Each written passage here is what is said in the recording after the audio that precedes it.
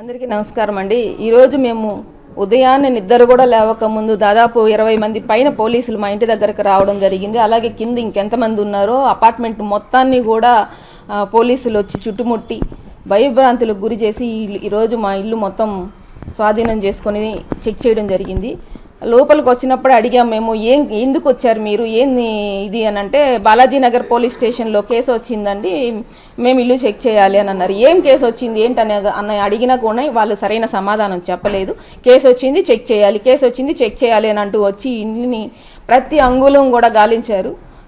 Even బెడ్లు కాడి నుంచి బియ్యం బస్తాలు, పప్పు గిన్నెలతో సహా లాగి చెక్ చేయడం జరిగింది. కానీ వాళ్ళకి ఎక్కడా కూడా ఏమీ దొరకలేదు. 20,000 రూపాయలు డబ్బుల్ని అక్కడ పెట్టుకొని ఇంకెక్కడన్నా ఉందా అని అనేసి ఫోర్స్ చేస్తూ ఉన్నారు.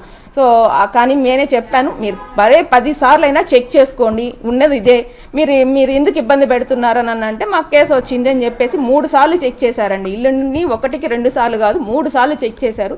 3సారి చెక్ చేసే సమయంలో ఎమ్మెల్యే సీతారెడ్డి గారు రావడం, ఆయన గట్టిగా ఇలా ఇబ్బంది పెట్టడం కరెక్ట్ కాదు, కేవలం తెలుగుదేశం పార్టీలో పనిచేస్తున్న నాయకుల్ని ఇలా ఇబ్బంది పెడుతున్నారు వాళ్ళు అని క్వశ్చన్ చేసిన తర్వాత వాళ్ళు వెళ్ళడం జరిగింది. నిజంగా చాలా దారుణం అండి. తెలుగుదేశం పార్టీలో పనిచేయడం తప్ప, తెలుగుదేశం పార్టీలో మేము ఉండడం తప్ప, అంటే తెలుగుదేశం పార్టీని రేపు గెలుస్తున్నారు అనే భయంతో వైఎస్ఆర్సీపీ పార్టీ వాళ్ళు ఈ విధంగా చేయడం అనేది నిజంగా దారుణం.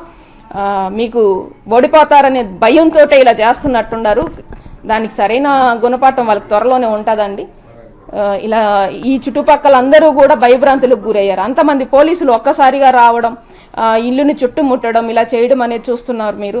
నారాయణ గారికి కూడా మీరు పెద్ద స్థాయి వాళ్ళ నుంచి ఒక కార్యకర్త స్థాయి దాకా ప్రశ్నిస్తే గొంతు తొక్కడం, నిలదీస్తే కేసులు పెట్టడం, ఇలా చెకింగ్ల పేరుతో వచ్చి ఇబ్బందులు పెట్టడం, మేము భయపడ్డామండి. లోపల వాళ్ళు ఏమైనా తీసుకొచ్చి పెట్టి మమ్మల్ని ఇబ్బంది పెడతారేమోనన్న భయం కూడా వచ్చింది.